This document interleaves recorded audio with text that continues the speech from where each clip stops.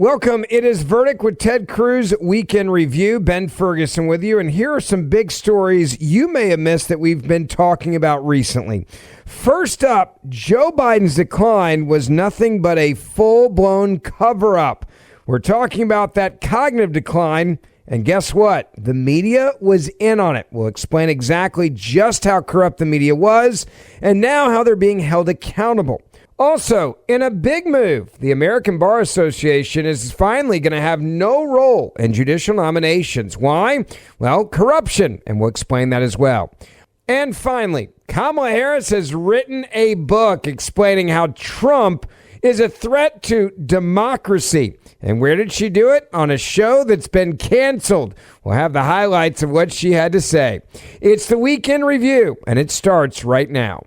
Senator, it is a very big week for putting out books that are full of crap. It truly is stunning. So Jake Tapper from CNN has a book along with Alex Thompson from Axios. The book is entitled Original Sin, President Biden's Decline, Its Cover-Up, and His Disastrous Choice to Run Again. And when you talk about full of crap, I really don't think you're being fair to crap. Like this is this is like a book. Arsonist discovers a fire he started. This is like a book. Tony Montana, the drug dealer, says cocaine is bad for you. Like, yes, Jake, there was a cover-up, an absolute, complete, total cover-up. It was knowing, it was deliberate, and you did it. You, Jake Tapper, and CNN were 24/7 engaged in the cover-up. You knew about his mental decline, and you refused to tell anybody. All right, so let's go back to this lie that I think the part that blows my mind the most is the fact that Tapper's actually probably going to get a bestseller out of this. Everyone in the media is praising him for this incredible reporting, and this is the guy that literally helped cover up the cognitive decline and dismissed anyone who brought it up on his show. So look, the book, as I understand it, was originally written by Alex Thompson. Alex Thompson is not nearly as well known as Jake Tapper. Yep. And he had a contract with the book publishing company. He wrote the book, and then the book publishing company decided to cancel it and said, no, we're not going to publish this book after all. In other words, the book publishing company engaged in yet another cover-up because they didn't want anyone to know. And so Thompson sought out Tapper and convinced Tapper, hey, join with me. You're a big famous guy. They'll publish it if your name's on it. And Tapper said yes. And I got to say, so there are lots of... Never let a crisis go to waste, right? That's exactly. Look, and particularly a chance to make some good money. I mean, hey, what's journalism all about if not monetizing your own hypocrisy and your own cover-up? Look, Tapper, some of the facts that are coming out in this book. In 2023 and 2024, Tapper and Thompson report, Biden's physical deterioration was so severe that his advisors discussed the possibility he would need to use a wheelchair if he won re-election. That's how bad it was. And yet, every time anyone tried to bring up those facts, Jake Tapper and the rest of the corporate media covered it up. But don't take my word for it. Listen to Jake Tapper in his own words. This is a collection of Tapper over the years. And this goes back to 2020. The very beginning is him talking to one of the Trump family members, Laura Trump, and he actually ends the interview. You can't even say this on my show. So this montage starts in 2020, then goes to 21, 22, 23, and then 24. All throughout, listen, Tapper for 5 years covered this up aggressively. Give a listen. How do you think it makes little kids with stutters feel when they see you make a comment like that? It's very clearly a cognitive decline. Okay. That's what I'm referring to. It makes me uncomfortable. You have no. I can't. That's so amazing. It's so amazing to me that try and figure out an answer. A cognitive decline. President Biden embraces his stutter, talking about it, while Trump mocks it, exaggerates it, belittles it. He's sharp physically. I mean, mentally. Yeah. I think the question is physically, right? Right. More so? Right. Right. And the guy who's his chief opponent is only 3 or 4 years younger than him. Exactly. I mean, you have questioned President Biden's age, mental fitness, ability to lead. Of those supporting Biden, you said, quote, shame on all of you pretending everything is okay. You're leading us and him into a disaster. Do you worry that you damaged him at all? I don't doubt that you got hugs and handshakes behind closed doors today, and maybe even publicly, some of them because they like you personally. But I've heard a lot of really nasty stuff about you from your Democratic colleagues. Sure. I mean, just What is he thinking? Exercise in narcissism. I mean, false claims to the Wall Street Journal about President Biden's mental fitness and acuity. He's 81, and his memory, it doesn't seem great. It's not horrible, but I don't understand the outrage. Quote, behind closed doors, Biden shows signs of slipping, unquote. The Wall Street Journal is owned by News Corp, which is run by the Murdochs. Beyond the headline, there is some critical nuance here. The article is mostly based on observations of Republicans, with former Speaker Kevin McCarthy the only one going on the record. They do note in the article that most of the criticism comes from Republicans. Have you heard any concerns from anyone who has met with President Biden about him seeming a little slower? No. The Russians are trying to make us and the public not trust our election integrity. Joe Biden has dementia, all this stuff. Let's just stop there and give the title of the book again, Senator, so people understand what they just heard and now what he's writing. Because if you just look at the title of the book, you understand the debauchery of journalistic scumbaggery. The title of the book is Original Sin: President Biden's Decline, Its Cover-Up, and His Disastrous Choice to Run Again. And understand, Jake Tapper, when he was saying that, he was lying. He knew he was lying. Everyone else on CNN knew he was lying. They knew they were lying. Everyone on MSNBC knew they were lying. Everyone on ABC, NBC, CBS knew they were lying. Everyone at the New York Times knew they were lying. Everyone at the Washington Post knew they were lying. Everyone knew this. Look, one of the facts in his book, he says at a fundraiser in June of 2024, Joe Biden didn't recognize George Clooney, who he's known for decades. He had George no idea. Clooney, by the way. He had to be introduced like Ocean's 11. What, is there a casino you're robbing? I don't understand. Like, Biden had no idea. This is the same fundraiser, you remember, where Barack Obama had to lead Biden off the stage because he was just confused and staring out in space. And Tapper and the rest of them just lied to us and said, A-OK, no problems here. Now, if you want to hear the rest of this conversation, you can go back and listen to the full podcast from earlier this week. Now on to story number 2. All right, Senator, so let's dive into this other issue that really is an interesting one. You've got a lot to say about the Trump Justice Department telling the American Bar Association that it will no longer comply with ratings for judicial nominees. Now, explain the politics behind this. The ABA has had a lot of power, and they're basically now saying, we're not going to let you guys have that power because there's been a lot of bias coming out of the American Bar Association. Well, the American Bar Association, it's a national organization of lawyers, and it is a left-wing advocacy group. It is not fair. It is not impartial. It is a radical left organization. And the ABA has had a formal role in judicial selection for 75 years. It started rating judicial nominees in 1953. And until 2001, the ABA actually had a formal role evaluating judicial nominees before they were nominated. So a president, a Department of Justice, an administration would share with the ABA, hey, we're thinking of nominating Ben Ferguson to be a federal judge. And they'd go and research and interview former clients. And at some point, people would say, wait, Ben's not even a lawyer. How the hell is he going to be a judge? Like he probably should go to law school first. And by the way, that point is not crazy. Right. But they engaged that they would do a formal role and they would rate the qualifications of judicial nominees. Now, here's the problem. For decades, the ABA's qualification measures were wildly biased. So, for example, Ronald Reagan nominated Robert Bork to the Supreme Court in 1987. Robert Bork was, by any measure, one of the most qualified federal judicial nominees in the history of this country. Robert Bork had been the Solicitor General of the United States, the chief lawyer for the United States in front of the Supreme Court of the United States. Robert Bork had been one of the most renowned and respected law professors for decades. Robert Bork had been a federal judge on the U.S. Court of Appeals for the D.C. Circuit. And so a remarkable career. And yet the ABA, when they evaluated Robert Bork, they concluded he was, quote, not qualified to be a judge. They also concluded the same thing for Frank Easterbrook. Again, brilliant judge, brilliant professor, one of the greatest judges to have ever served on the Court of Appeals, Frank Easterbrook.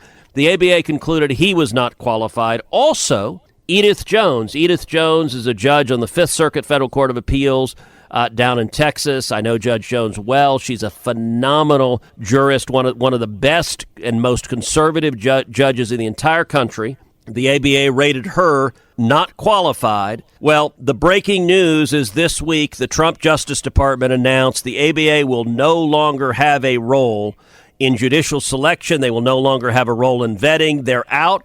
And the Department of Justice said, you know what? They can chime in like any other left-wing advocacy group, but they don't have a role in this process.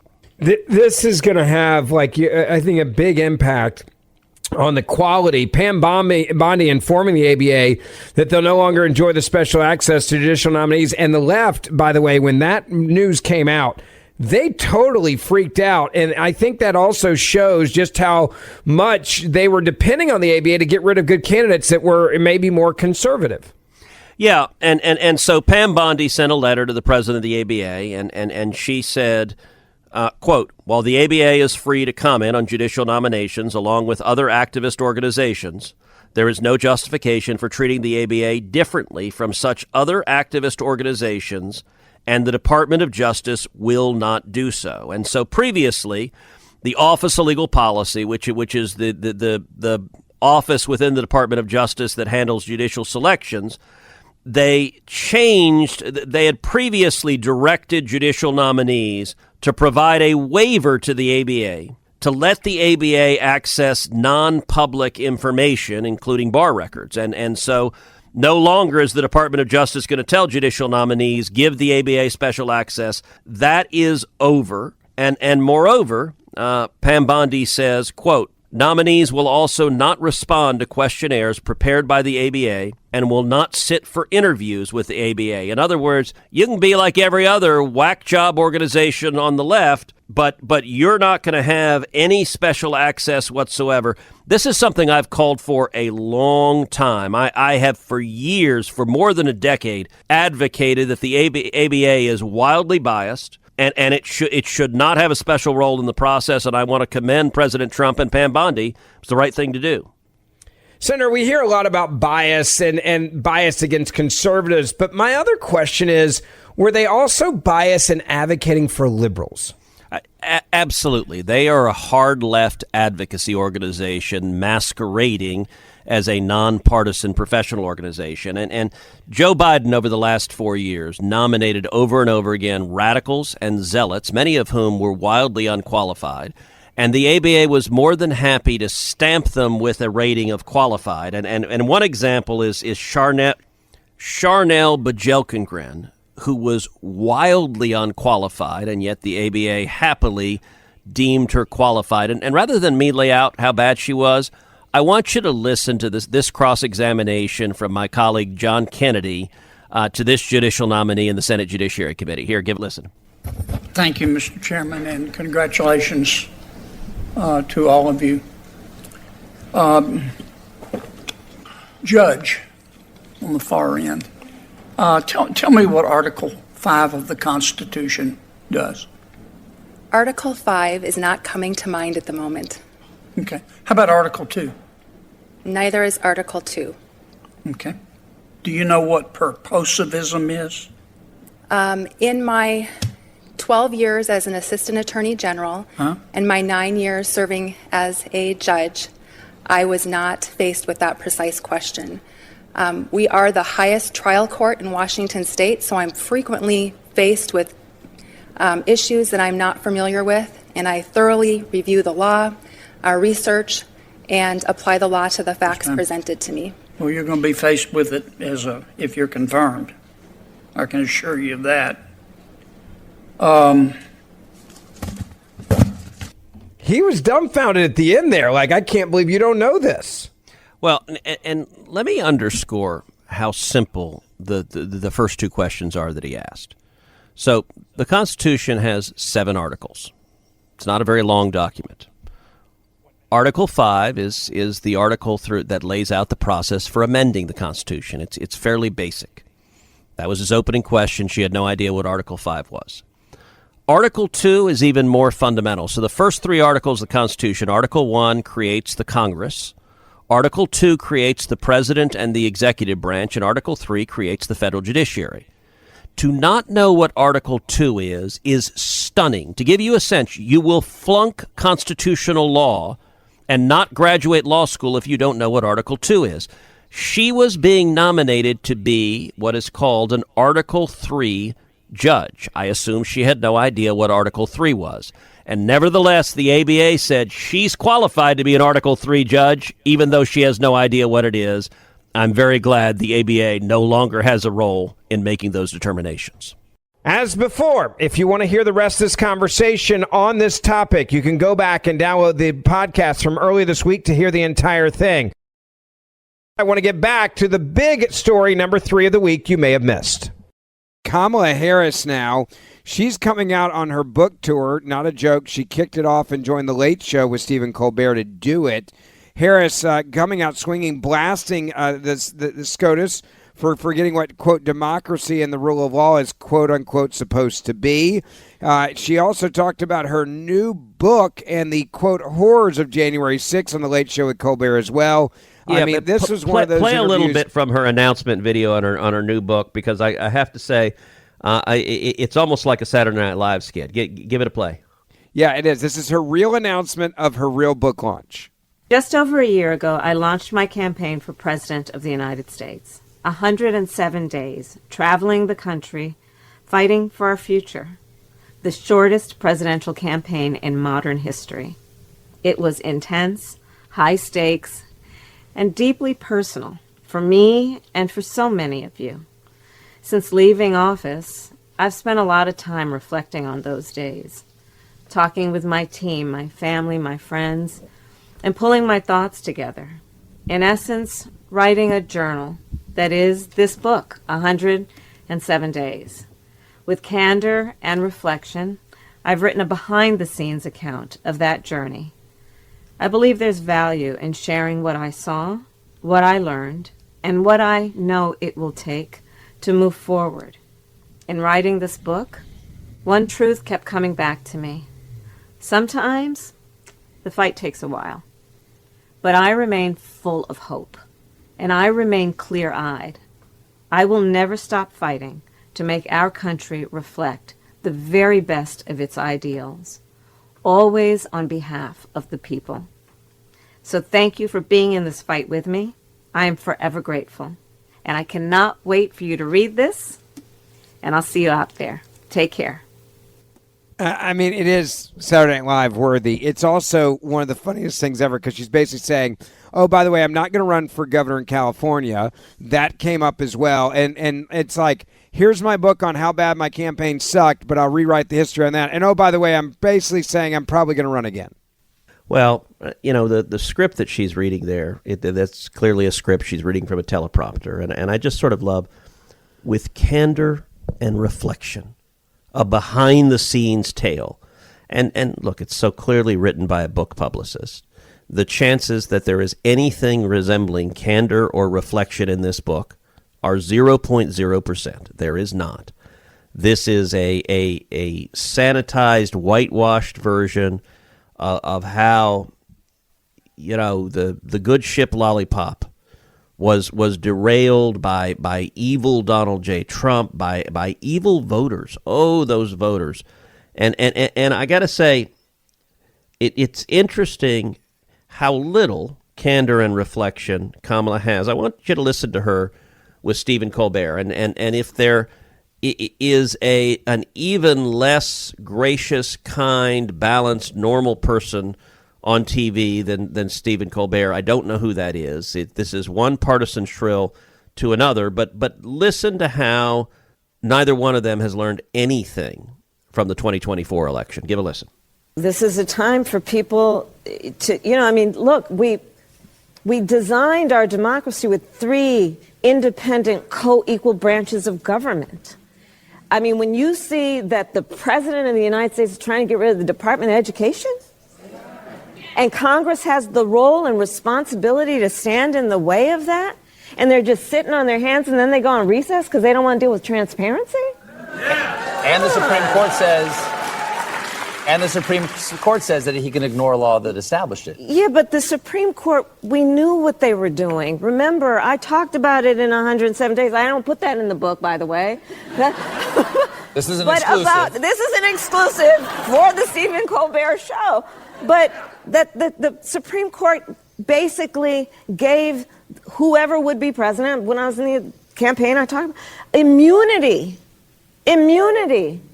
We talked about that. So we're not surprised what the Supreme Court is doing, and God thank those members of the court who write brilliant dissents and remind us of what the democracy and the rule of law is supposed to be.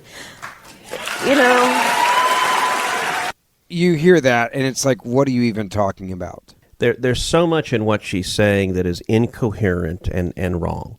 Let's start off where she's saying, okay, the president is trying to abolish the Department of Education and Congress is refusing to do its jobs. No, we actually agree with abolishing the Department of Education. This was something that the president campaigned on.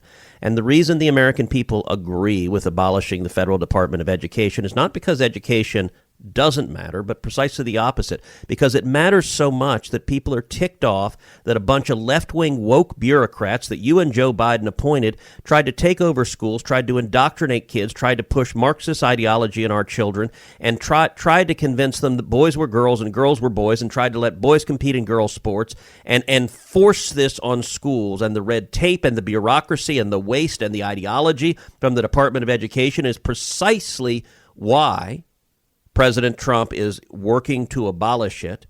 And I've actually had Democrat senators say to me very much what Kamala does. Well, the Senate is irrelevant because you're not stopping this. It's like, no, the Senate is relevant. In fact, we're voting on it. I had one senator say this to me when we voted to shut down NPR and PBS. She was like, how can you be doing this? The Senate's not doing our job. I'm like, no. We're precisely doing our job. The American people are not interested in spending billions of dollars to fund left-wing propaganda. The irony is, Kamala frames what she's saying as a defense of democracy. What she's mad at is democracy. What she's mad at is the American people elected Donald Trump. What she's mad at is the American people elected a Republican House. What she's mad at is the American people elected a Republican Senate. And she's really, really mad that President Trump and the Republican Senate and the Republican House are doing what they said they would do. In other words, they are honoring and respecting democracy by carrying out the campaign promises they told the American people, and that infuriates them. And the irony of her claiming that she believes in democracy, this was an administration, the Biden-Harris administration, that repeatedly indicted her political opponent, Donald Trump. This was an administration, Democrats across the country tried to remove Trump's name from the ballot because nothing says protecting democracy like stopping the voters from voting for your opponent. This is an administration, Kamala Harris has demonstrated utter and complete contempt for democracy. And so when she says, well, gosh, we must defend democracy, what she means is we need radical left-wing policies, and if the voters don't like them, to hell with the voters, we want them anyway. That's what she's saying. And by the way, when she's denouncing the courts, what she's really saying is she wants radical unelected judges to ignore the will of the voters, to ignore democracy, and to force her very unpopular policies on the American people anyway, doing things like she doesn't want illegal immigrants, Venezuelan gang members, murderers and rapists and child molesters. She doesn't want them arrested. She doesn't want them deported. And she wants these radical judges that she was responsible, along with Joe Biden, for appointing, to stand up and say, we don't care what the American people voted for. We are going to release more illegal immigrants into your neighborhood because that's who the Democrat Party represents today. By the way, you mentioned represent the Democratic Party. Kamala Harris was asked a question by Stephen Colbert, and it's one that went viral. It is the biggest question that's being asked in the political world right now. Who is in charge of the Democratic Party? And I want you to hear this word salad and get your take on it. Take a listen. Who's leading the Democratic Party? I'm just curious. There are lots of leaders. And there's generally a leader of the Democratic Party. You know, like, oh, that's the leader of the Democratic Party. And who comes to mind? I think there are a lot of, I'm not going to go through names because then I'm going to leave somebody out and then I'm going to hear about it. But let me say this. I think it is a mistake for us who want to figure out how to get out and through this and get out of it to put it on the shoulders of any one person. It's really on all of our shoulders. It really is. All of our shoulders. It's not a great answer, is it? Well, look, I actually have a little bit of sympathy for her because there's no way to answer that. The real answer is there is no leader of the Democrat Party. They are leaderless. They are rudderless. They are running around like chickens with their heads cut off. Look, who would you say? You could say Chuck Schumer, but Chuck Schumer's not leading anything. He's utterly terrified of AOC. Whatever AOC and the squad demands, that's what Schumer does. So she's not going to say Chuck Schumer because the audience would laugh. If she said Chuck Schumer, they'd laugh. If she said Akeem Jeffries, most of them would say, who's that? Like, he's not leading anything. He's just in the House. And in both the Senate and House, Schumer and Jeffries are essentially just embodying rage and hatred to Donald Trump. They don't have an agenda beyond open borders and lawlessness and hatred of Donald Trump. That's the entirety of the Democrat Party. And then beyond that, you've got all their ambitious governors. You know, Gavin Newsom is desperately trying to be super liberal and super moderate and whatever you want and slick and all around.